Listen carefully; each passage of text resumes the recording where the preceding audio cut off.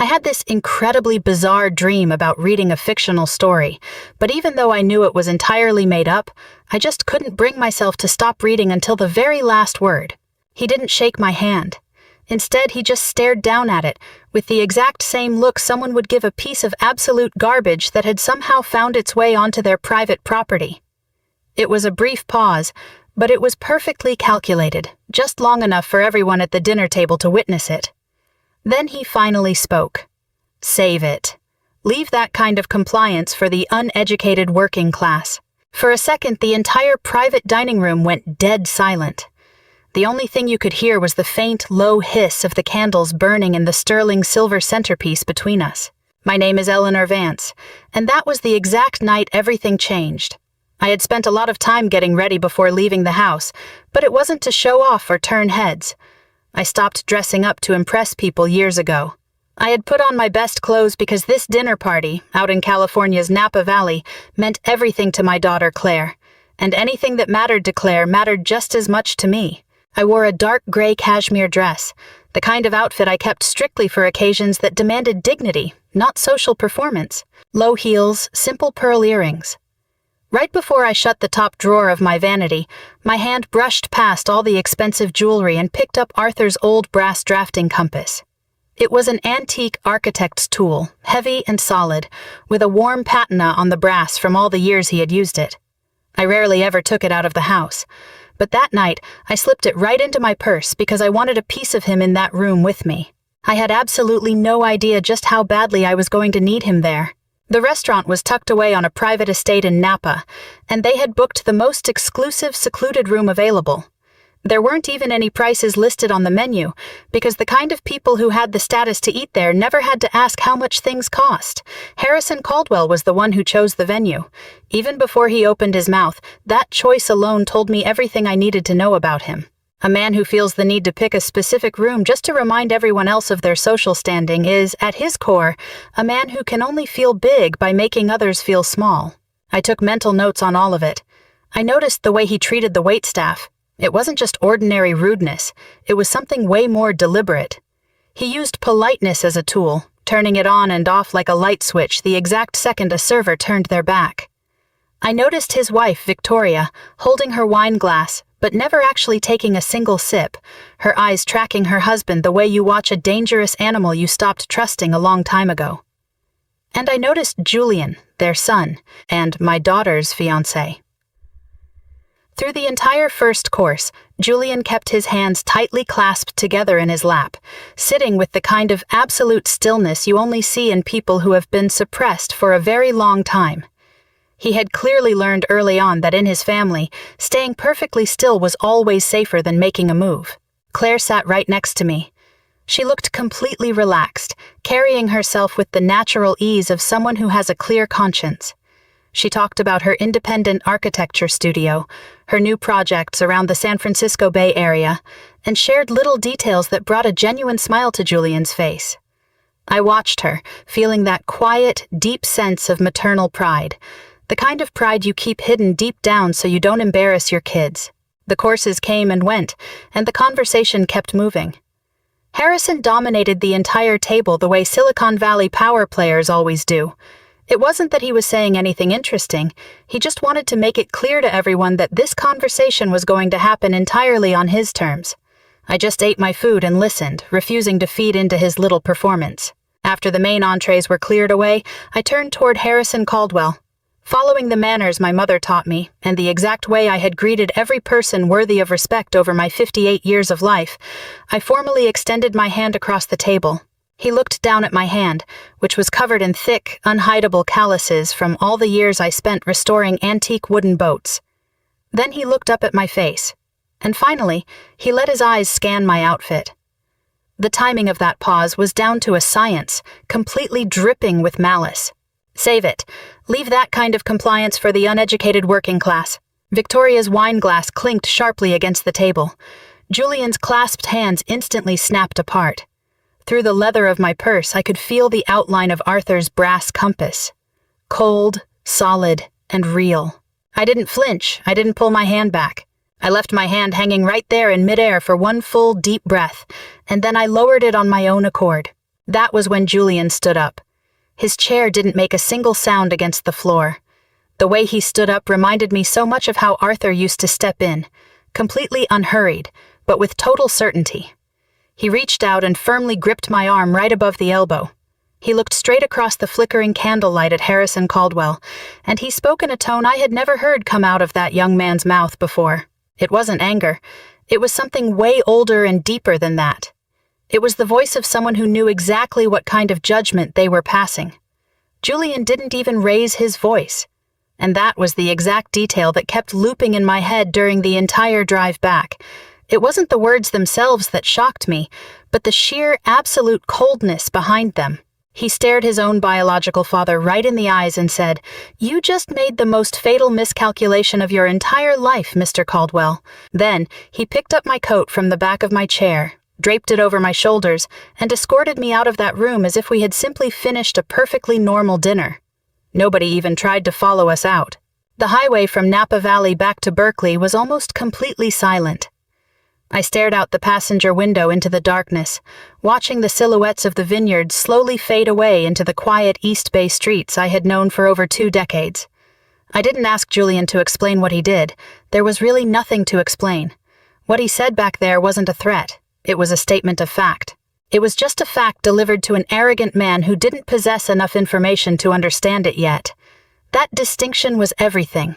Julian drove a lot like Arthur did. Both hands steady on the wheel, relaxed but focused, eyes locked on the road ahead. He didn't turn to check my face, and he didn't ask if I was doing okay. He knew I wasn't doing okay, and asking a cheap question like that would have just trivialized the humiliation. That was his true character showing through, the kind of decency he had grown into by pushing his way up through the ruins of his own family. We got back to the house just after 9 o'clock.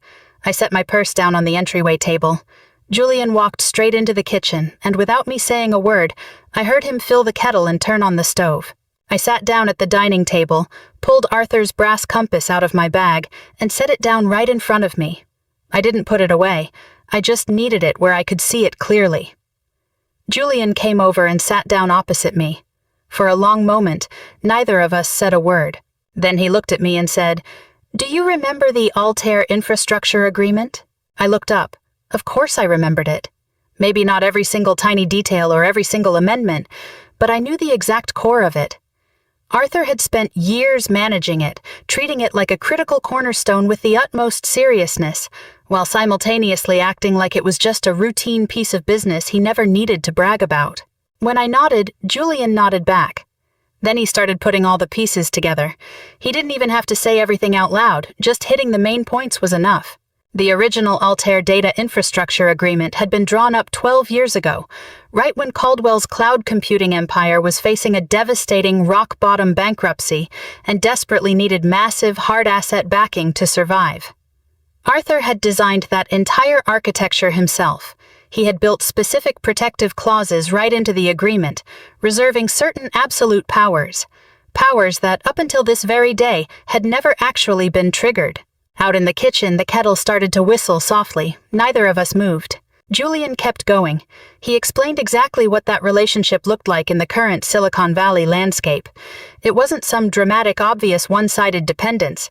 It was way more complex than that. It was a much more hidden, and therefore much more lethal connection. It was a long-term physical infrastructure lease that, over time, had irreversibly become the absolute foundation for the Caldwell Corporation's entire server network. He explained that most of the executives inside the Caldwell Group knew the Altair infrastructure existed, but what they didn't know was who actually sat behind that entity. It wasn't because it was intentionally hidden away, but because it had never caused enough of a crisis for anyone to feel the need to dig deeper into it. I just listened quietly, never interrupting him. There are some conversations where you don't need to chime in or react along the way. They just require your absolute, undivided attention at the very end. This was one of those conversations. When he finally finished talking, I spoke up. Harrison Caldwell has absolutely no idea about any of this. Julian leaned back in his chair slightly. "No," he said. "He knows about Altair Infrastructure. His board knows about Altair Infrastructure. Their massive team of lawyers definitely knows about Altair Infrastructure." He paused for a second, his voice dropping low. But to him, it's just an institution. It's a name on a legal document. It's a partnership that's been taken for granted for over a decade. He looked down at the brass compass resting on the table. He has absolutely no clue who makes the final calls. The kettle stopped whistling. Neither of us got up to pour the water. I looked at the compass sitting quietly between us. 12 years ago, Arthur and Harrison Caldwell's team had sat in the exact same conference room, structuring a massive capital rescue that they were incredibly grateful for. Arthur never saw any reason to let them know that if he ever passed away, the person holding the ultimate leash on their entire lifeline would be his wife. The structures Arthur built didn't need an audience, and neither did I. Julian reached into the briefcase he brought in from the car, pulled out a single document, and slid it across the table to me. It was a copy of the original agreement. My name wasn't anywhere on it. It listed the blind trust that Arthur had set up, but for the past 7 years, every single defensive decision made regarding this agreement had come entirely from my own will. He looked at me and said, "This decision is completely up to you, Eleanor. Unless you bring it up yourself, I will never mention a single word about it again." He left the document right there on the table and got up to pour the tea. Julian ended up leaving just after 10 o'clock. I listened to his car back out of the driveway, and then the entire house fell into total, absolute silence. It was a very specific kind of quiet, the kind that belongs to an old house that has only held one person for years and has learned exactly how to settle down right around her. I didn't touch the document on the table right away. I went upstairs, changed out of the cashmere dress, hung it up carefully, and came back down in my robe. I poured myself a cup of the tea Julian had made and sat right back down in the exact same chair. Then I pulled the document toward me and started to read. I read it the way you read something you already know completely by heart. It wasn't to gather information. It was just to confirm the exact verdict I was about to execute with it. 12 years ago, when Caldwell's company was staring straight into a massive liquidity crisis, Arthur drafted the Altair Infrastructure Agreement. A debt restructuring plan had just fallen apart, and 2 major Wall Street lenders had yanked their funding in the exact same quarter. Harrison's team had quietly approached Arthur like a dog with its tail between its legs, the exact kind of survival posture people adopt only after they have run completely out of options. Arthur set up the intervention as a core asset swap and rescue. It was highly patient capital with a long return cycle, and it was structured with terms that were generous enough to get the deal done, but precise enough to guarantee we could never be ignored. Arthur wasn't trying to set a trap for anyone. He just wanted to build a structure that could withstand the test of time. That was Arthur's golden rule for everything he did.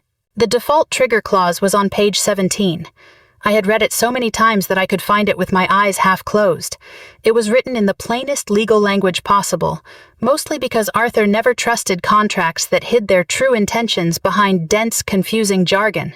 The clause stated that if the company substantially violated its corporate governance principles, misrepresented its capital structure, or trampled on the dignity and rights of its stakeholders in any form or setting, the managing partner of Altair Infrastructure held the absolute right to terminate all core land and data center lease agreements with a 60-day notice. It was clean, legal, and completely unambiguous. I flipped to the amendments on the back page. 5 years ago, Caldwell's company tried to pull off a quiet asset restructuring. It was a refinancing arrangement that would have secretly downgraded Altair Infrastructure's status as a senior creditor, without ever triggering a formal consent requirement. Their legal counsel had done it very carefully. Most people reviewing it would have completely missed what they were trying to pull. But I didn't miss it. Back then, I sat right here at this kitchen table, placing the original agreement and the proposed amendment side by side, and found the exact loophole they were trying to bypass. I sent out a short, blunt letter through a registered agent. Their little restructuring plan died right then and there. That decision was entirely mine. It wasn't Arthur's dying wish, and it wasn't a suggestion from some lawyer. It was me. I set the document down and wrapped both hands around my teacup. That phrase came back to my mind like a ghost that refused to leave all night. It wasn't loud. It was just a steady, permanent presence. It was like water. No matter how many times you try to redirect it, it always finds its way back to the lowest point. The uneducated working class. Harrison Caldwell had sized up my dress, stared at my outstretched hand, judged the 58 years of life on my face, and contemptuously picked the exact phrase he thought would push me the furthest into the dirt.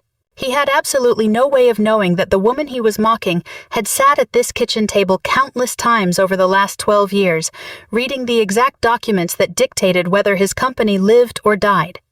He had no clue that the decisions made by this woman kept his company running, or that inside that private Napa Valley dining room, she had never once felt the need to make sure anyone knew her name. I thought about Arthur. I didn't feel sad, but rather a sentiment far steadier than grief. Maybe it was gratitude, or maybe it was validation. The way he taught me was by showing me how it was done right by his side, until I was ready to take the wheel myself. Not once did he ever hint that I didn't belong in any room he brought me into. I sat there for a very long time. Then my phone buzzed on the table. I looked down at the screen.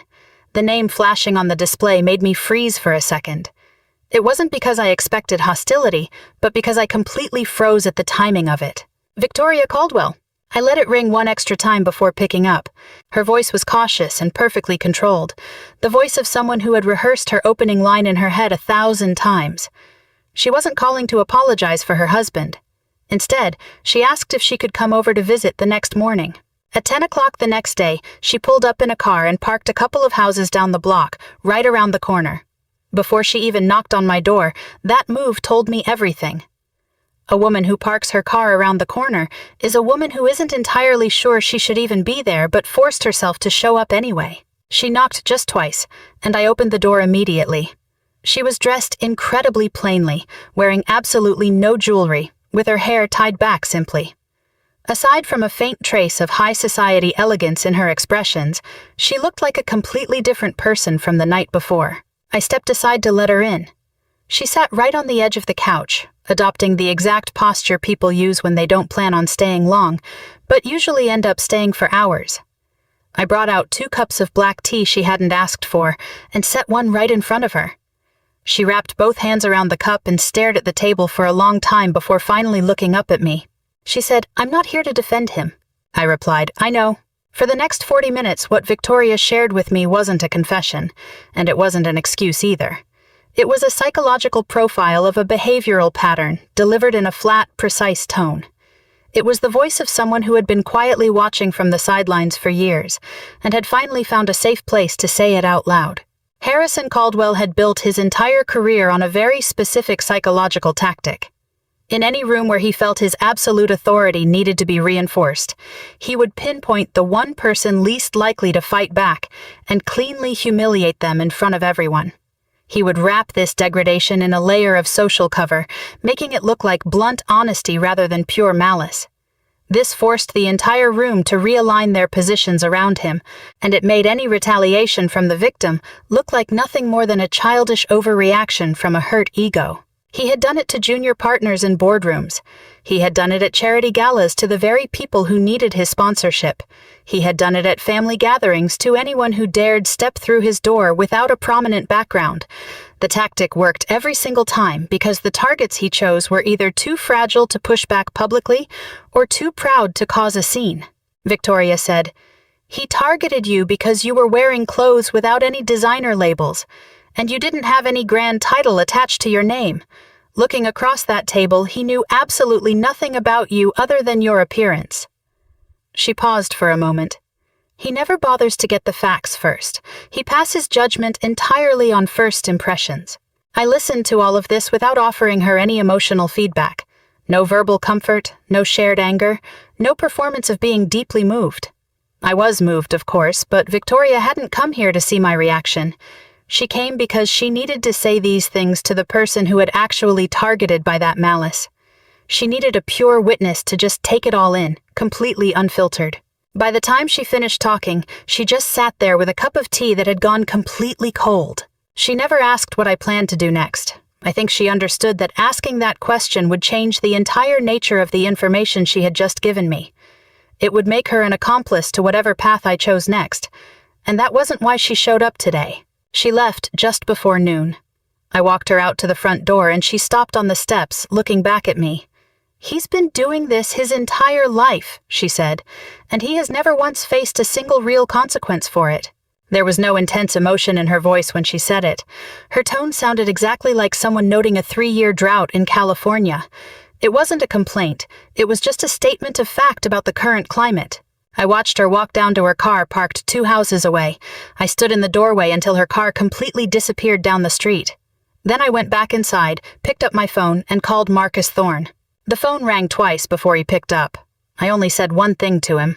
I told him I wanted to formally trigger the asset withdrawal and lease termination procedures under the Altair Infrastructure Agreement against the Caldwell Group. The silence on the other end of the line lasted so long that I actually had to pull the phone away from my ear to make sure the call hadn't dropped. Finally, Marcus spoke up. "How far do you want to push this?" Marcus's office sat on the 22nd floor of a skyscraper on Montgomery Street in San Francisco. There wasn't any flashy signage on the door, just a suite number and a tiny brass plaque that read, Altair Partners. Most people walking past it wouldn't give it a second look. I had been coming here for 7 years now. The receptionist already knew exactly how I took my coffee, and the chair across from Marcus's desk had long since memorized the shape of my body. I had sat in that exact spot countless times, making major decisions that could only be made in a room with no audience. I arrived at 7:45 in the morning. Marcus was already sitting at his desk. Laid out in front of him were 2 legal pads, the original agreement, and a second folder he had prepared on his own initiative last night without receiving any instructions. I looked at the folder. I didn't bother asking how he managed to pull all this together so quickly, because the answer didn't matter. What mattered was that, based on a single sentence from a phone call yesterday afternoon, he knew exactly where this situation was headed and precisely what kind of ammunition it required. That is the kind of unspoken understanding that comes from 7 years of fighting side by side. It wasn't about emotional loyalty. It was the flawless alignment of precision gears. I sat down, and he opened the folder. We worked for over an hour. We didn't use the language of outrage or revenge. Instead, we spoke in the cold, clinical terms of contract enforcement. The governance default clause was crystal clear. Our right to withdraw the assets was legally airtight, and that 60-day notice period left absolutely no room for negotiation. Before we finalized anything, Marcus walked me through our leverage one last time. Caldwell's company wasn't on the brink of bankruptcy. That was an important detail. But what mattered just as much was that they were nowhere near as invincible as they wanted the world to think. Their desperate attempt to refinance 5 years ago had sent me a clear signal. Their relationships with external lenders were much tighter and far more fragile than they ever let on publicly. Altair Infrastructure had provided them with 12 years of absolute stability, but stability is the kind of thing that becomes invisible to the people who are constantly standing on top of it. What we were doing now was something we had the legal right to do at any given moment. We just finally chose to pull the trigger today. The formal lease termination notice was officially dispatched at 9:17 in the morning via registered legal mail. It was addressed directly to the board of directors of the Caldwell Group, signed by Altair Infrastructure Partners. It wasn't sent to Harrison Caldwell personally. We went through the most formal official channels possible, following the exact same path as every other major financial communication in their history. There was no cover letter attached to the notice to explain our reasoning. The terms of the contract were the only explanation they were going to get. Once everything was finalized, Marcus set his pen down. He didn't say a word, and neither did I. Nothing needed to be said. We had done our jobs meticulously, and now the weapon had been fired. I drove home just after 9:30, navigating the Bay Area traffic, which had finally started to thin out after the morning rush hour. The city was busy releasing its daily anxieties out into the world. When I got home, I changed my clothes and focused on making a proper lunch. I didn't just throw something together. I picked a meal that required real concentration because I needed to keep my hands busy and my mind completely steady. I ate right there at the kitchen table, the exact spot where Julian had slid the document over to me 3 days ago, telling me the choice was entirely mine. Later that afternoon, I turned on the financial news. It wasn't to distract myself. I watched the screen the way I observe most things in life, looking at a calm surface while tracking the heavy undercurrent moving beneath it. I didn't check my phone, and I didn't feel anxious. I was in a very specific state of waiting. It's the kind of waiting known only to people who have already done everything within their power, fully aware that the next phase just needs time to unfold at its own pace. The board of the Caldwell Group would receive the letter today. Their legal team would review it either this afternoon or tomorrow morning. Then, the bomb would be handed over to their primary venture capital investors, because that was the exact sequence mandated by the contract. The investors would look at the catastrophic domino effect this physical infrastructure withdrawal would cause, and then the phones would start ringing off the hook. I knew exactly what the storm looked like. I just didn't know the precise moment it would make landfall. I turned off the television at 6, brewed a fresh pot of tea, and sat by the window. I watched the East Bay sunset drop low over the rooftops, casting a deep orange glow across the neighborhood. At 8:14, my phone lit up on the side table. It was a text from Marcus, just a few words, ending in a period. The first call just came in. I read it twice. 3 seconds later, a second message popped up right underneath it. They still don't have a name. I turned the phone face down on the table and quietly finished my tea. 3 days after we sent the notice, Marcus called me at 8 in the morning. I was out in my backyard workshop sanding down the keel of a wooden sailboat from the 1920s. I wedged the phone between my ear and my shoulder, keeping my hands moving while I listened to him speak. Caldwell's primary venture capital partners had completely panicked within 48 hours of receiving the termination notice. The governance default clause had worked exactly the way Arthur intended when he designed it. It didn't just announce a withdrawal, it triggered a mandatory review condition that the venture capitalist firms were contractually obligated to act upon. External auditors had already been called in. The board had called an informal meeting, which meant Harrison was locked out of the room. It meant they were already trying to separate the company's survival from his personal liabilities. Harrison was making phone calls like a madman. Marcus had confirmed this through 2 entirely different sources. The legal correspondence coming out of the Caldwell Group was starting to take on an unprecedented tone of desperation. Marcus's informant inside the law firm across the street noticed a massive, frantic surge in their workload. Harrison was pulling every favor he had left. He was tearing at every single thread connected to the name Altair Infrastructure, desperate to put a real face to the entity. He was hitting a brick wall. I finished sanding that section of the wood, went inside, and washed my hands. To the outside world, the next few days looked like any other ordinary week. On Wednesday morning, I went to my regular meeting at the Berkeley Antique Restoration Society. 6 of us sat in Irene's sunroom, drinking coffee and happily continuing a 3-year-long debate over the perfect formula for a specific type of varnish. On Thursday, I grabbed lunch with an old friend. Every afternoon when I got home, I just read. I didn't utter a single word about Altair Infrastructure in any room outside of Marcus's office. I didn't even discuss it with Julian. True to his word, he hadn't brought it up once since our conversation at the kitchen table. I maintained an absolute total silence. What I was doing wasn't a cover-up born out of a need for secrecy. It was a silence based on a deep understanding. When a machine is running exactly the way it's supposed to, it doesn't need a narrator. By Friday afternoon, Marcus brought up a man named Thurston. He was a longtime board member at the Caldwell Group, having served there for 11 years. He knew Arthur from the truly elite financial circles of Silicon Valley. In that very specific way, powerful men know each other. They weren't close friends, but they had watched each other's moves from a distance for years, developing a quiet mutual respect. Thurston had been using highly discreet channels to figure out exactly which law firm represented the core interests of Altair Infrastructure. He wasn't asking on Harrison's behalf. Marcus was absolutely certain about that. He was looking out for himself, trying to figure out exactly what kind of power had just walked into the room before he decided which side of the fence he should stand on. I noted the information, but I didn't say anything else. That night, I made dinner, ate at the table, and read until 10 o'clock.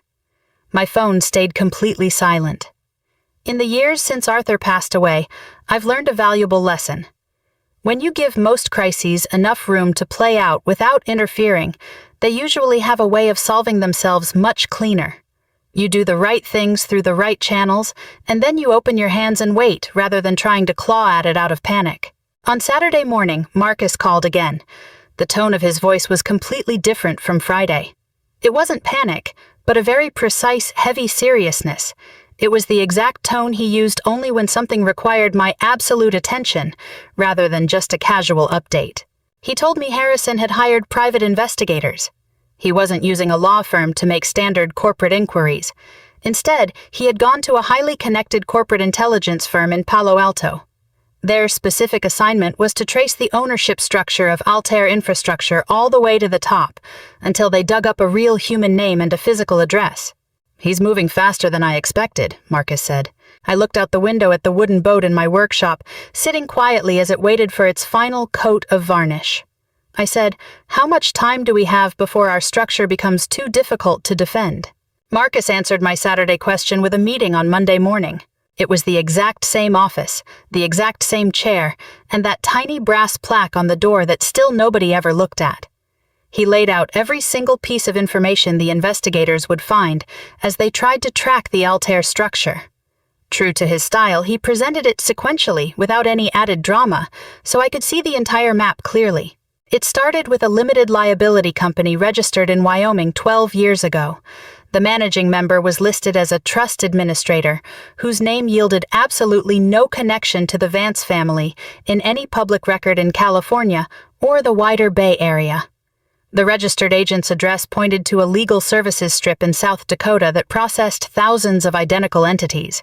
The trail was completely clean because Arthur had built it clean. It wasn't designed to hide dirty assets.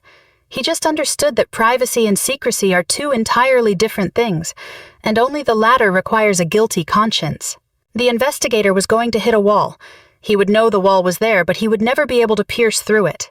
Listening to Marcus guide me through every layer of the architecture, I felt a familiar sense of grounded stability. The exact same stability I had relied on during the 7 years I managed this asset alone. That feeling didn't come from absolute certainty about the final outcome. It came from absolute confidence in our preparation. Whatever Harrison Caldwell was searching for, we had already anticipated his moves years ago. I drove home and spent the rest of the afternoon out in the workshop. By Wednesday, Marcus confirmed that the investigator had turned in his preliminary report. A Wyoming LLC, a South Dakota trust administrator, and a proxy address in San Francisco. No personal names had appeared, and the Vance family was nowhere to be found in the entire chain. Harrison had paid a fortune just to buy a wall, along with a highly detailed description of what the surface of that wall looked like. But what neither Marcus nor I saw coming was his next lateral move. Harrison didn't stop at the legal brick wall. A man who is used to manipulating every room he walks into doesn't limit himself to official channels when they stop producing results. He took a detour and tapped into Julian's professional circle, not by approaching Julian directly, but by reaching out to one of his colleagues at the venture capital firm, a man named Devin. Devin handled mid-market mergers and acquisitions, and he had absolutely no reason to suspect the inquiry was anything other than a routine background check. Harrison used the guise of standard due diligence to connect with Devin.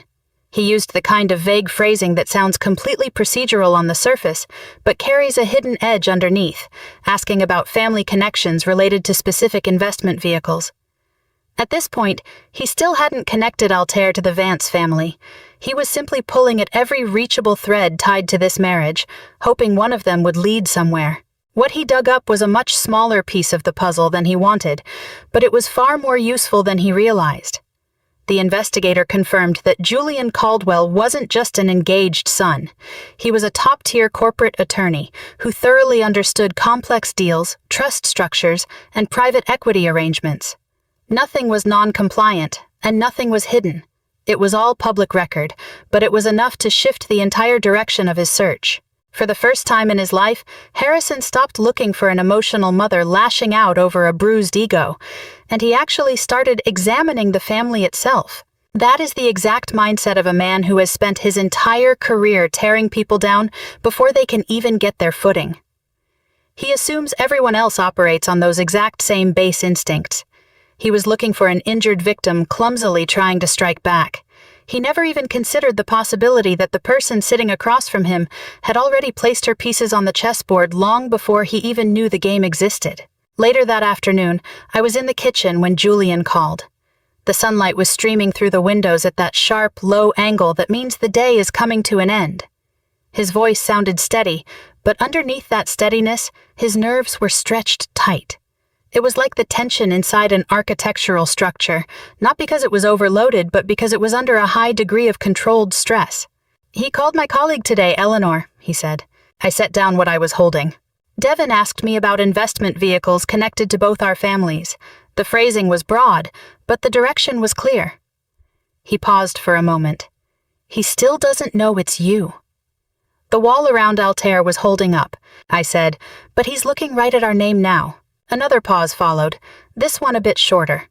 "And he has just enough information to realize this isn't some emotional stunt from someone acting on a whim. He's hunting for a connection he can't see yet." I stood there in the fading afternoon light of the kitchen, thinking for a moment. I didn't feel panicked. I looked at the situation with the same careful attention you give to something that has just shifted its shape, but hasn't changed its trajectory. Harrison Caldwell was getting closer, but he was still looking for a wounded avenger. He still hadn't figured out what he was actually up against. 2 weeks after we sent out the notice, on a Thursday evening, Claire called. She didn't start with any standard small talk, which told me this call had a very specific purpose, and that she had spent some time mentally preparing herself before dialing. She said, "I need to tell you something about Victoria." I sat down. What Claire described wasn't a woman in the middle of a crisis. It was a woman taking definitive action. It was a quiet, deliberate kind of movement, the kind of moves you don't announce out loud, because announcing them would defeat the entire purpose.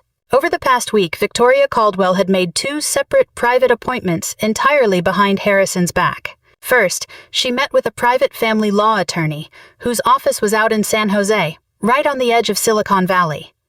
It was far enough away from their usual social and professional circles that the choice of location alone sent a clear signal about confidentiality. Next, she met with a financial advisor. Not the one the Caldwell family shared, but someone completely different. Victoria saw him alone on a Tuesday afternoon, right while Harrison was locked in a boardroom meeting, frantically dealing with the massive aftershocks caused by the infrastructure agreement withdrawal.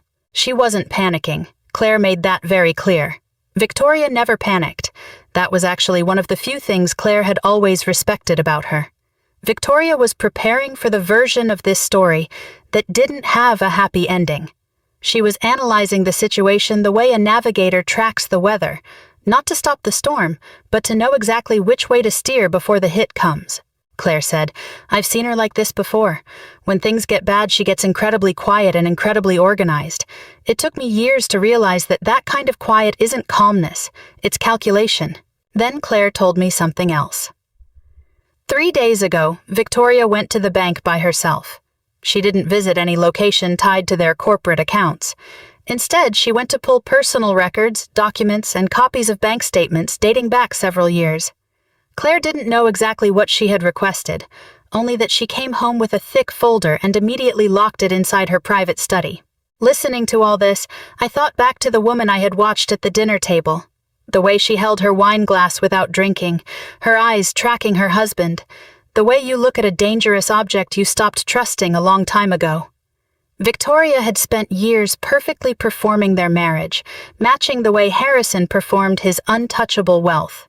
She was consistent, highly skilled at it, and deep down she knew exactly that a performance never equals substance.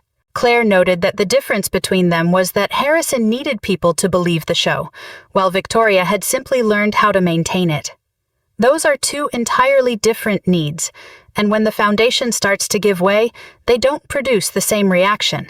The Caldwell fortune had always required constant maintenance because it was never as solid as it looked on the surface.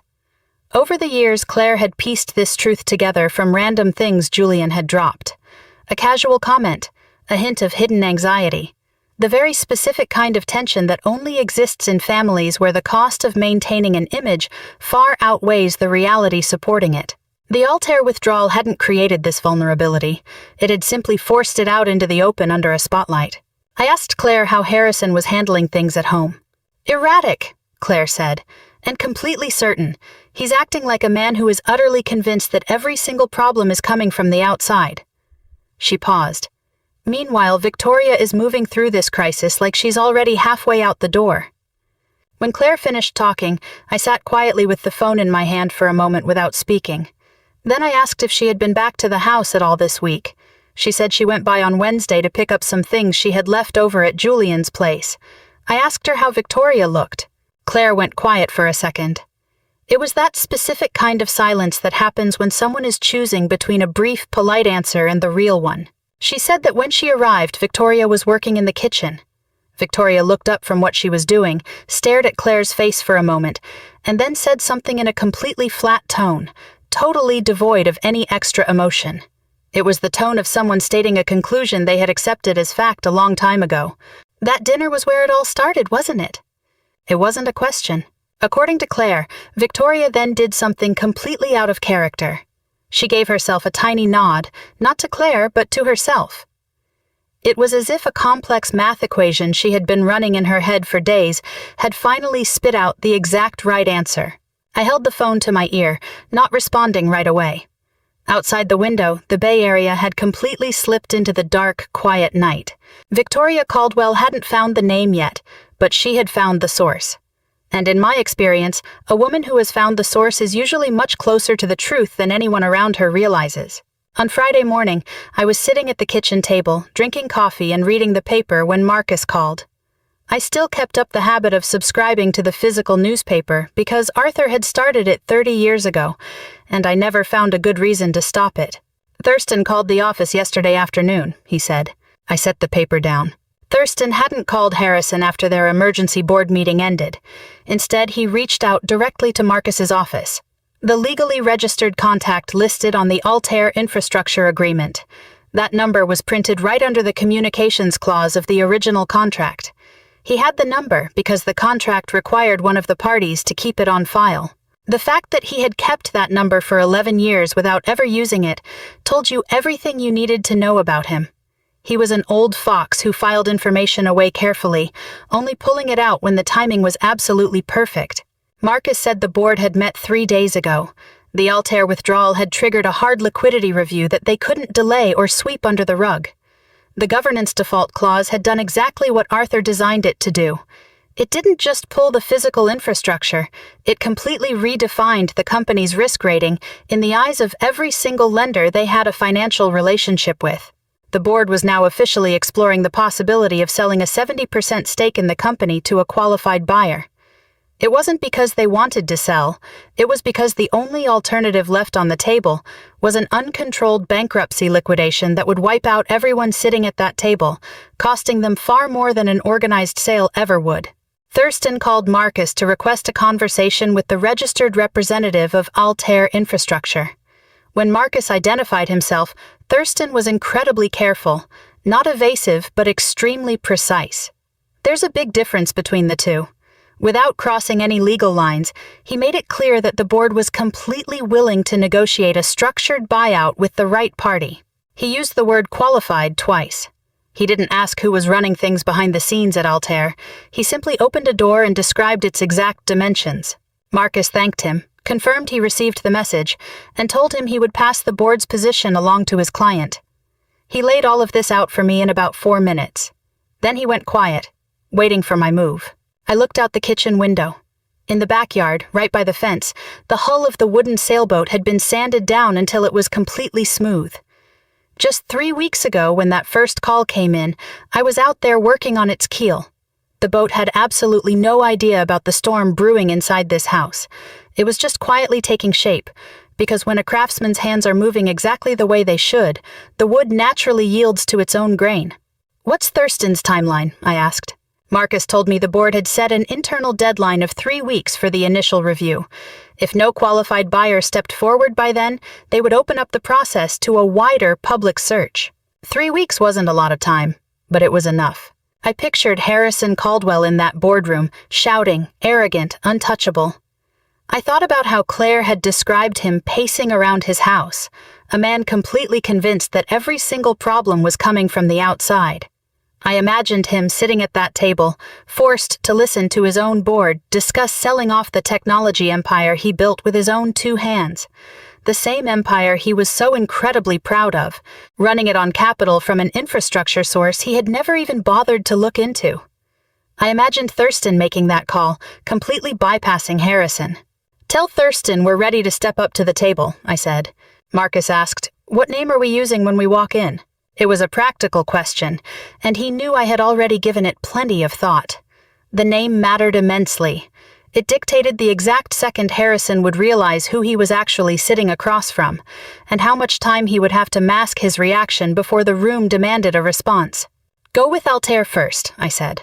I paused for a beat, and then, "Give them Vance." The line went completely dead for a full second. "I'll call Thurston back this afternoon," Marcus said. I picked my newspaper back up. Outside the window, the early morning air was completely still. The meeting was set for Tuesday morning at 10 o'clock. By Saturday, I had finished everything that needed to be done, and on Sunday, I completely unplugged for the day. It was the kind of deliberate mental clearing you do before facing something that requires your absolute undivided attention, where there is zero margin for error. On Monday, I started making my final preparations. I pulled the original agreement out of the filing cabinet where it had been resting for 12 long years. The exact same drawer, the exact same manila folder, with the label written out in Arthur's handwriting.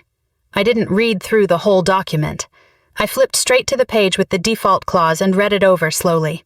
It wasn't a reading to gather information. It was a reading to find my center. I knew every single word on that page by heart. Reading it again wasn't about the text itself.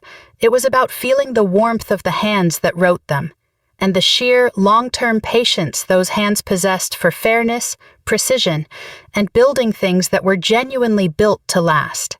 I put the document back in the folder and slid the folder back into the drawer. Then I walked over to the guest bedroom closet, reaching all the way to the far left behind a row of heavy winter coats where a garment bag hung. I had left it there untouched for 18 months. I carefully unzipped it. Inside was a top-tier, dark charcoal Italian wool suit, sharp tailoring that carried an understated sense of authority. I had bought it completely on my own on a Tuesday afternoon, 14 months after Arthur passed away, at a high-end boutique near Union Square. I didn't have any specific purpose in mind at the time.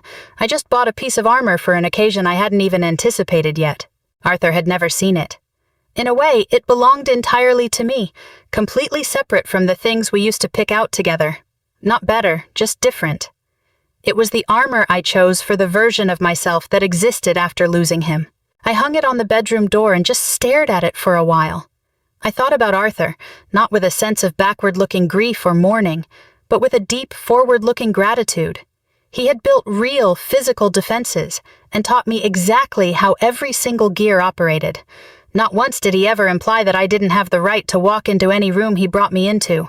Right after he passed, I sat in this house and felt a very real, paralyzing fear for 6 straight weeks. I was terrified of the complex legal documents, terrified of making final decisions, terrified of the sheer weight of the massive authority he had left in my hands.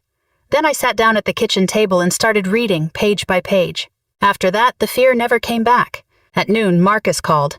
It wasn't because anything had changed, but because a certain expected standoff was still playing out. Thurston had sent a message through the secure channels he always used. The buyout negotiations were moving forward exactly as planned. The conference room was booked.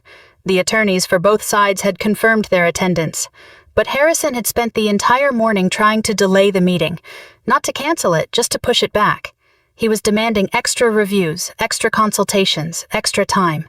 Marcus said Thurston's response had been incredibly brief. "The meeting will proceed as scheduled." I thanked him and hung up. That told me everything I needed to know. Men who are truly confident rarely have to beg for more time. I didn't rehearse a single word of what I was going to say to Harrison Caldwell. There was absolutely nothing to practice, because I had already decided weeks ago to say almost nothing at all. A man who is used to using language as a weapon always expects you to bring that same weapon into the room. I wasn't bringing a weapon. I was bringing the final buyout terms Marcus had drafted, the original Altair infrastructure agreement, and a piece of paper with my name on it resting right next to his company's valuation. That was already lethal enough. I ironed my suit, made dinner, and read my book until 9:30. At 10:15, my phone rang. It was Claire. Her voice sounded much steadier than I expected, which told me that the most painful parts of the conversation she was about to describe had already been fully processed inside her head. She had gone to see Julian that afternoon to tell him that while she wasn't breaking off their engagement, she would absolutely never step foot inside the Caldwell home again. She kept her words incredibly simple. No accusations, no listing of grievances, just a calm statement of a final decision. She said that when Harrison got wind of it and tried to intervene, he stopped listening after the first 2 sentences. His reaction contained absolutely nothing that could be mistaken for a father's heartbreak. He went straight to financial threats, the down payment on her and Julian's future house, certain trust arrangements under their names, the social resources he could cut off at any moment. The exact second emotional control slipped through his fingers. His instinct was to grab for financial control.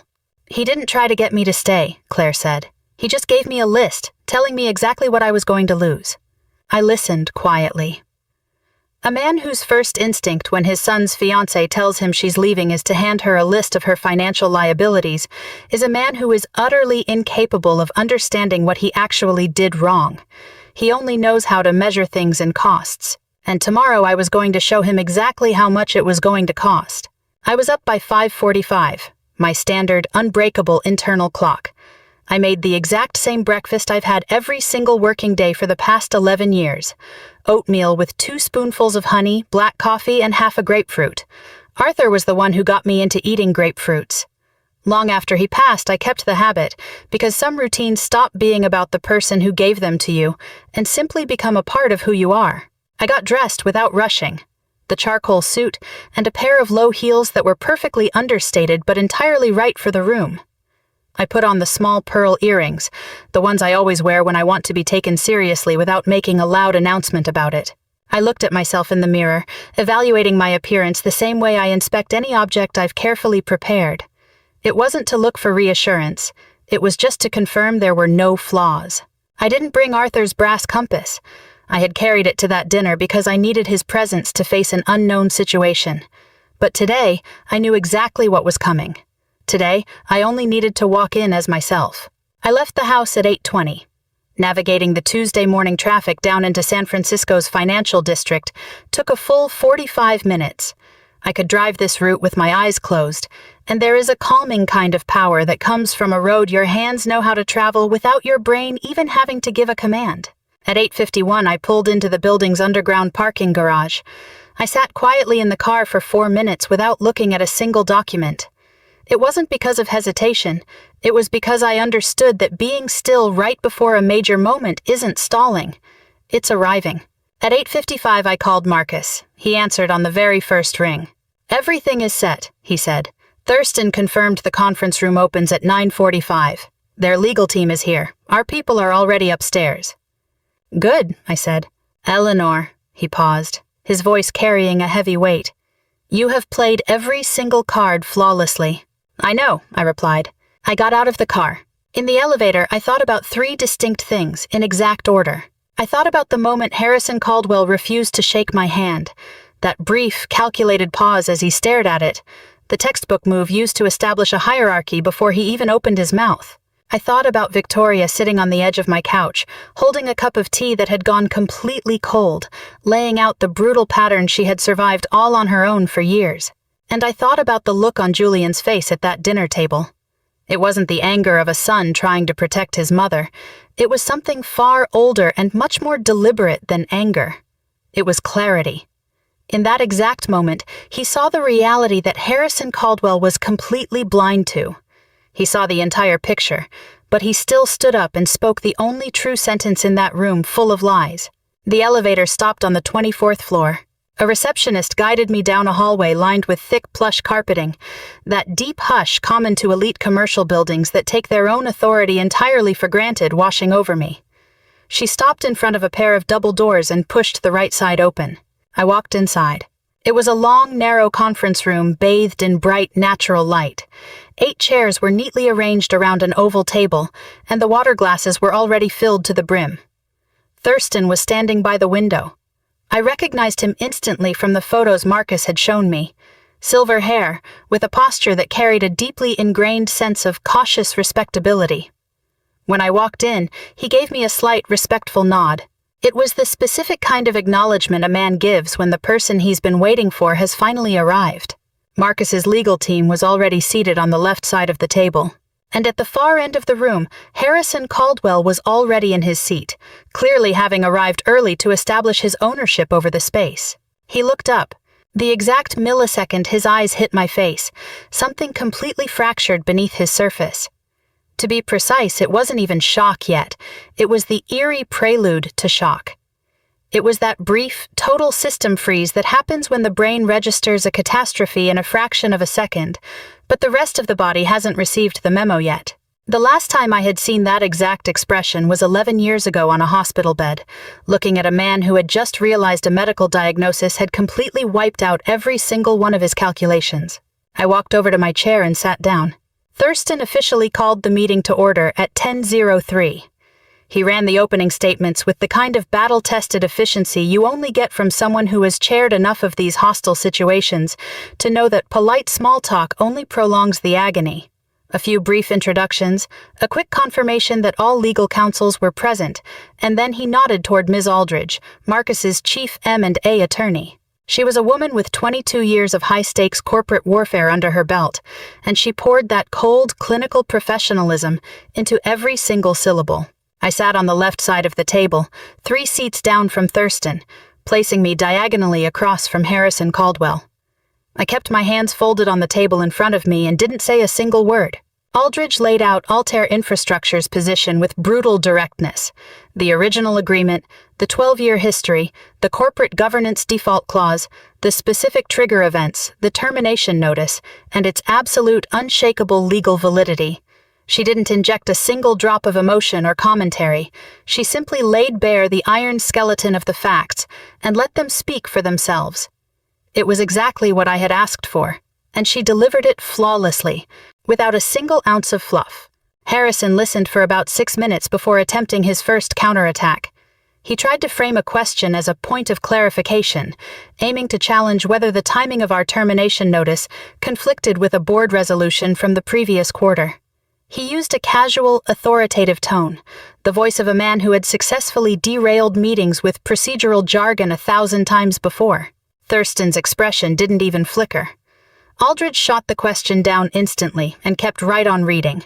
The balance of power in the room didn't shift by an inch. He waited another 4 minutes and tried a second time. This time his voice was lower. The corporate authority faded into something much more personal. It was the tone of a man trying to remind the room that he was still the ultimate center of gravity.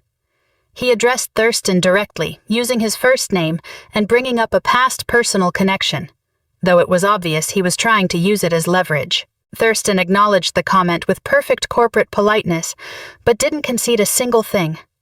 Aldridge kept going. The room remained completely unmoved. As all of this played out, I stared across the table at Harrison the way I observe most things in life, completely expressionless, sending zero signals, just a steady, patient, and intensely focused gaze. It was the kind of focus unique to someone who has already handed down the final verdict and is now simply watching the execution take place. He had looked at me once when I first walked in and immediately snapped his eyes away. Over the first 10 minutes, he stole 2 more glances. It was a look dripping with anxiety, like his brain was frantically tearing through the deepest corners of his memory, desperate to find a piece of information he had dropped. The absolute moment of realization hit at the 14-minute mark. Aldridge had just finished outlining the core of the proposed buyout terms: a 70% absolute controlling stake, strict governance restructuring that completely stripped his veto power, and a comprehensive framework to overhaul the board during the transition period. Right then, Harrison looked at me with a completely different kind of attention. It wasn't the arrogant, high society appraisal from the dinner party. In the span of 2 seconds, his brain ran a million frantic calculations and crashed right into a conclusion he desperately wished wasn't true. His face didn't dramatically fall apart. Men like Harrison Caldwell spend their entire careers learning how to manage their expressions in rooms where dignity is the very last card they have left to play. But there is a specific kind of stillness that is entirely different from composure. Calm composure is an active choice. This stillness was the biological rigor mortis that sets in when every single one of your options has completely left your body. That was the exact way he went dead silent. Throughout the rest of the presentation, his hands, which usually moved with those subtle, high-powered executive gestures, stayed completely frozen on top of the table. I held his gaze, not a second too long, not a second too short, just long enough to let the despair sink in entirely before I turned my attention back to Aldridge. At 10:41, Thurston called for a 15-minute recess. The room immediately filled with movement, the sound of chairs scraping back, water glasses being lifted, and several low conversations starting up at once. I stayed right in my seat. I didn't reach for my phone. I just looked at the buyout terms in front of me and made a tiny note in the margin, a minor adjustment I had been mulling over since Saturday. Across the table, Harrison's attorney leaned in close and whispered something in his ear. Harrison went completely still for a second. Then, he turned his head and stared straight at me from across the room. This time, he didn't look away. During the break, Harrison's lawyer walked over with immense professional courtesy and asked if I would be willing to have a brief, private conversation with his client before the meeting resumed. No lawyers, just 10 minutes. I looked at the man making the request. He was just doing his job, and he was doing it flawlessly. I said yes. They put us in a small breakout room at the end of the hall. It was a windowless space with a round table, 4 chairs, and a pitcher of ice water that neither of us touched. Harrison walked in and shut the door behind him. He sat down across from me and took a massive, deep breath before opening his mouth. I took note of that detail. A man who needs a deep breath before a private conversation is a man who spent the entire walk down the hallway frantically rehearsing his script. He started with an explanation, not an apology, but an explanation. He told me that the dinner party that night wasn't what it seemed. He said he was under an immense amount of pressure that day, boardroom friction, venture capital firms squeezing him, and a dozen internal liabilities that were already fracturing the company before anyone in that room even knew they existed. He said he was just in a terrible headspace. I listened with a completely flat face. He referred to his comment that night as a slip of the tongue. It wasn't that he was wrong, but that it was poorly phrased. There's a massive difference between the two. Then he told me he came from a family that placed a massive emphasis on social status and elite appearances. He said that sometimes he judges people too quickly, that he spent his whole life reading rooms and making decisions in a matter of seconds, and occasionally, those judgments are imperfect. Just occasionally. I listened to that too. He shifted uncomfortably in his chair, and for the first time since he stepped into this room, I saw something I hadn't seen at the dinner party. Uncertainty. Not remorse, and definitely not humility. Just pure uncertainty.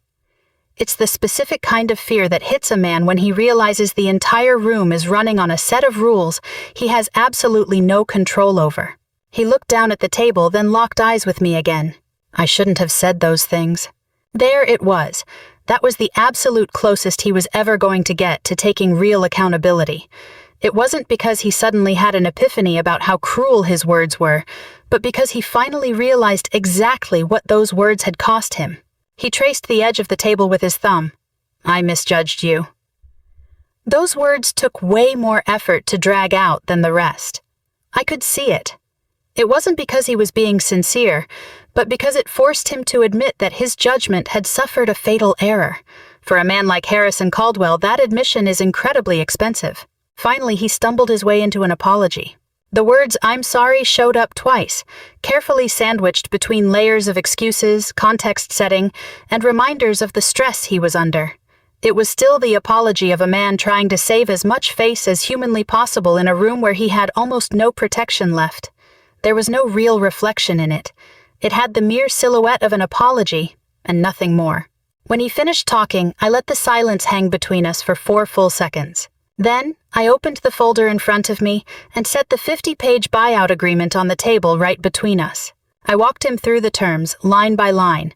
The 70% equity dilution, the incredibly restrictive governance framework, the transition clauses designed to completely strip his authority, and the rock-bottom, yet entirely legal, valuation baseline. Throughout the whole explanation, my voice didn't waver. It wasn't cold, it wasn't warm, it was just incredibly precise. The terms were fair, they weren't generous, but they weren't vindictive either. They possessed a kind of absolute undeniable fairness. The kind of fairness that leaves zero room for negotiation because there are simply no loopholes left to argue against. A man who expects revenge always comes prepared with a script to counter it. A man who expects you to soften up and back down always has a strategy to exploit your weakness. But this kind of pure, clinical fairness left him with absolutely no leverage. He read through the terms twice without his lawyer there to translate. I watched him digest the words that stripped him of his power all by himself, which meant I got to watch him swallow the poison bit by bit at the exact speed of his own understanding. When he was done, he stared at me for a very long time. Then his eyes dropped back down to the paperwork. "These terms," he said, "are reasonable." "Yes," I said. He gave a slight nod. It wasn't an agreement. It was total resignation. "I'll confirm everything with my team once the recess is over," he muttered. "Perfect," I replied. He gathered up the paperwork, squaring the sheets perfectly against the edge of the table. It was a little performance, a desperate attempt to maintain some final shred of dignity for the only audience in the room.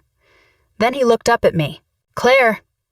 He hesitated, the words catching in his throat. "Is there any way you could—" He trailed off, trying to find a better way to phrase it. "Julian tells me she won't take my calls anymore." I looked back at him across that tiny windowless room, across that small round table. "I don't speak for Claire," I said flatly. He waited for me to keep going, but I didn't. That was the entire answer. And the absolute finality of it sent a much heavier, much more devastating message. His son and future daughter-in-law hadn't run to me for protection. They had made a mature adult decision to completely cut him out of their lives. The remaining color instantly drained from his face, a deep, hollow paleness that had absolutely nothing to do with losing control of his company. 4 Wednesdays later, just 4 days after the buyout meeting concluded, Julian called. I was in the kitchen having dinner. When the phone rang and I heard his voice, it carried a very specific weight. It was the tone of someone who had been holding on to a massive piece of information, carefully choosing his moment, not to shield me from it, but to deliver it exactly when it would carry the most impact. "Claire wanted you to know something," he said. "She asked me to pass this along." I turned the stove down to a simmer and sat down. "They're still getting married." That was the very first thing he said. He didn't build up to it because he knew I needed to hear that anchor before I could process any of the other details. The wedding date they had picked out hadn't changed. The buyout hadn't shaken it. Absolutely nothing that had happened over the last few weeks had moved it by an inch. But everything else had changed. The previous Friday, Claire went to see Victoria. They didn't meet at the massive Caldwell estate. Instead, they met at a little coffee shop in Hayes Valley, a spot Victoria had specifically chosen herself. That choice of location alone was a quiet announcement that the power dynamics inside that family were being completely redrawn. Claire told Victoria that she loved Julian, and that was never in question.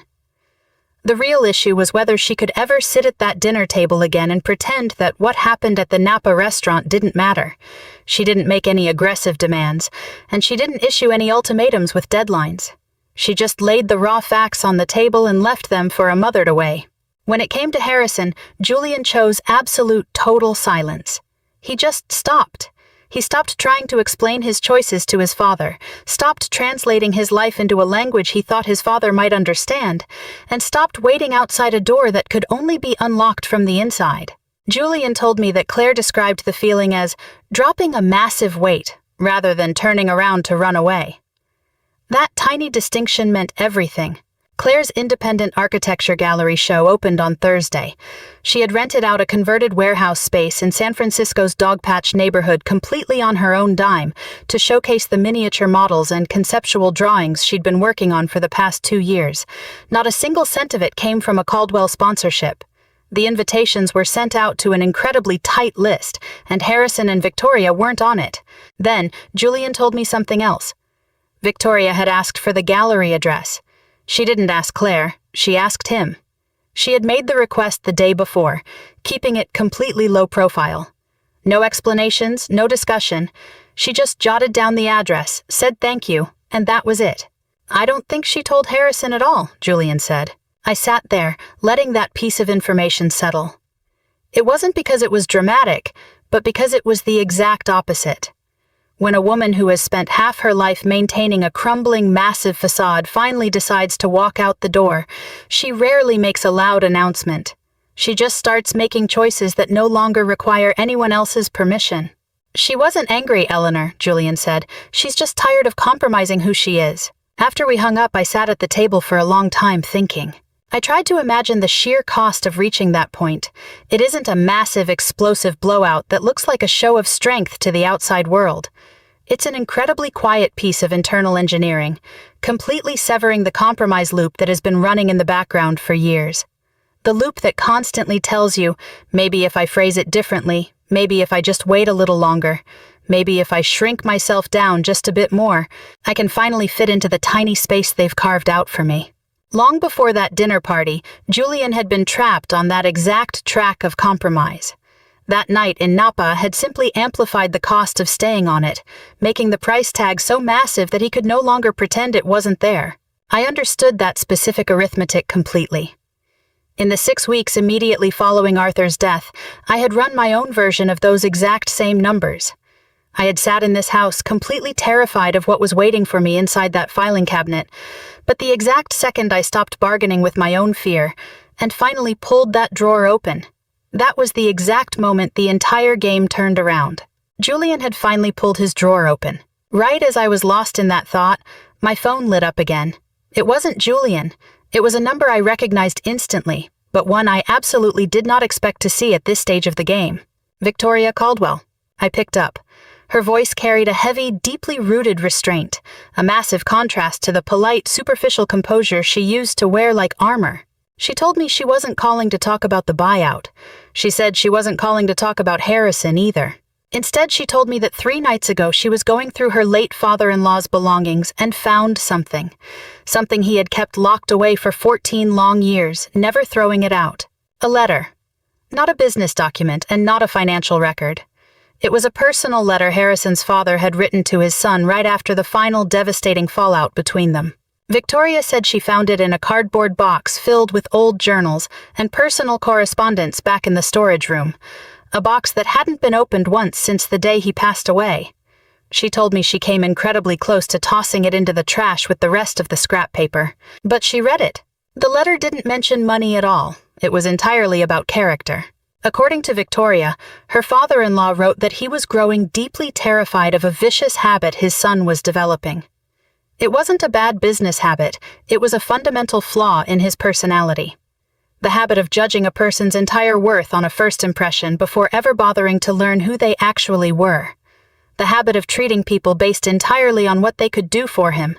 The habit of mistaking social status for human substance. Victoria told me the letter was filled with specific examples. Employees, business partners, family members, friends. Even though the details were decades old, the pattern was so chillingly familiar that she had to stop breathing twice while reading it. Then she went completely silent. I waited on the line. Finally, she told me there was a single sentence in the letter that her father-in-law had heavily underlined in ink. I didn't say a word. He wrote, she whispered, "Sooner or later, your arrogance will cause you to misjudge someone you deem completely worthless, and it is going to cost you something that money will never be able to replace." The kitchen around me felt like it had slipped into a state of absolute dead stillness. The two of us stayed on the line, sharing a heavy silence for a dozen long seconds. Then Victoria said something else. It was a sentence that fit so perfectly into the cause and effect of everything that had happened, it didn't even feel like a revelation. It felt like the final answer to a question that had been waiting for years. "When he spoke to you in that tone at the dinner table, Eleanor, I thought I was just looking at my insufferable husband," she said, pausing for a long moment. But after reading that letter, I realized what I was actually looking at. I was looking at a death warning a father had passed down to his son decades ago.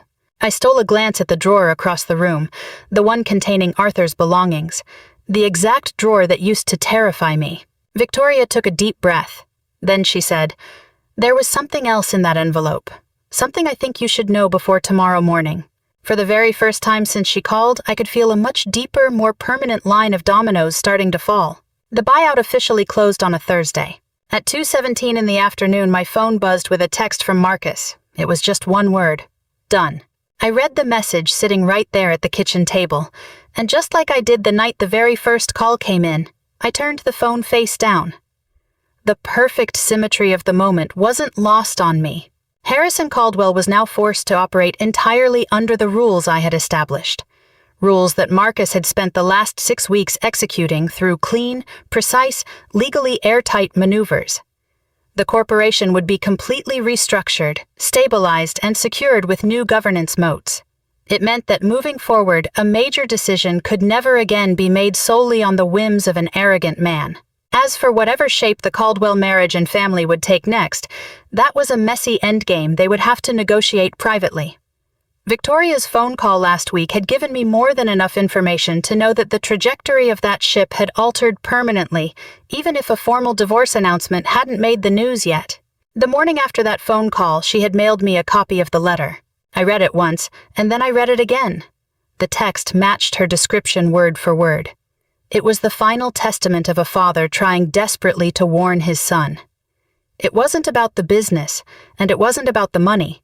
It was about the slow, quiet rot of a man's character. The very last paragraph was the one that stayed with me the longest. Her father-in-law wrote that worldly success had convinced Harrison he could judge anyone in a split second, that he had started mistaking status for value, and that one day he would face total ruin because he underestimated someone who couldn't be measured by his own cheap, superficial yardstick. The sentence Victoria had mentioned was underlined twice, the ink pressed deep into the paper. Sooner or later, your arrogance will cause you to misjudge someone you deem completely worthless, and it is going to cost you something that money will never be able to replace. I folded the letter back up and put it away. It wasn't because it didn't matter anymore, but because it no longer belonged to me. The warning inside those pages had finally fulfilled its destiny. I didn't feel any sudden rush of victory or closure. I want to be incredibly precise about that because victory is usually a loud, chaotic thing, and what I felt was anything but loud. It was the profound, quiet stillness that follows a problem being completely and permanently solved. It was the exact kind of hush that settles into a room after a long, meticulous piece of work has been done right. When the final document is filed away, the last signature is dried on the page, and the only thing left standing is the unshakable truth of what you've built. I walked upstairs and opened my closet door. Not the guest room closet where the charcoal armor was hanging, but my own closet, the one I open every single morning. I took the dark gray cashmere dress off its hanger, the exact dress I had worn to that dinner party in Napa Valley 6 weeks ago. That night, I had Arthur's brass compass slipped away in my purse, having absolutely no clue what kind of price tag the evening was going to demand. I laid it flat on the bed, looking at it for a moment, and then I put it on. I didn't bring the compass with me this time. That night in Napa, I carried it because I needed Arthur in that room with me. But tonight, the place I was going was somewhere Arthur would have just quietly smiled at, rather than making a massive scene about it.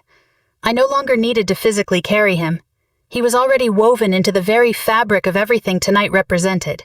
The gallery was located in San Francisco's Dogpatch neighborhood, inside a long, narrow, converted warehouse space, on a street where the city's rich industrial history flawlessly blended with the emerging art scene. I arrived just after 7 in the evening. The space wasn't massive, but it felt incredibly warm, holding a crowd of about 40 people.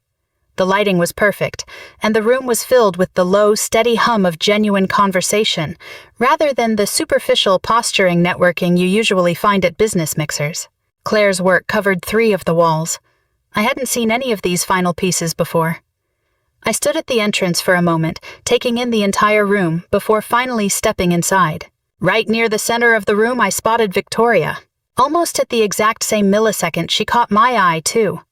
Neither of us made a move to walk toward each other. Instead, she just gave me a slight, knowing nod. There was no theatrical drama to it, and no hint of guilt or hiding. It was simply a mutual acknowledgement shared between 2 women who both understood that something massive had come to a permanent end, and something entirely new had just begun. I returned the nod and kept walking forward. I found the centerpiece of the exhibit resting along the back left wall. It was a massive, floating architectural structure built entirely from miniature timber and brass.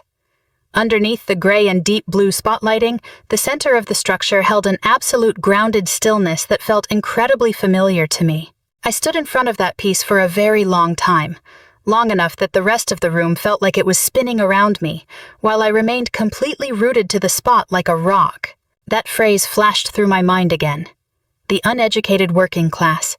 I thought about page 17 of the agreement, the one I could recite completely with my eyes closed. I thought about their desperate attempt to restructure 5 years ago, the one I had crushed with my own 2 hands. Back then, I had sat entirely alone at my kitchen table, without a single legal advisor or a flashy title to my name. All I had was the absolute focus I had kept over the last 14 years, learning every single detail Arthur had ever taught me. The man who had never once, not even for a split second, hinted that I didn't deserve to hold any document he placed in front of me. I thought about the precise, quiet, and legally airtight hammer we had dropped over the past 6 weeks. It had completely dismantled and rebuilt the foundation of a massive corporation, while the arrogant owner of that empire had absolutely no clue who I was until the fatal blow had already landed. Harrison Caldwell hadn't hesitated for a single second to whip out the most vicious, cutting phrase his mind could come up with. He had aimed it straight at a woman wearing an unbranded cashmere dress, a woman without a grand title attached to her name.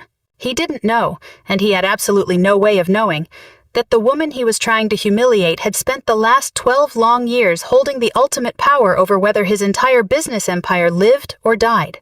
A woman I didn't know stepped up to the wall next to me.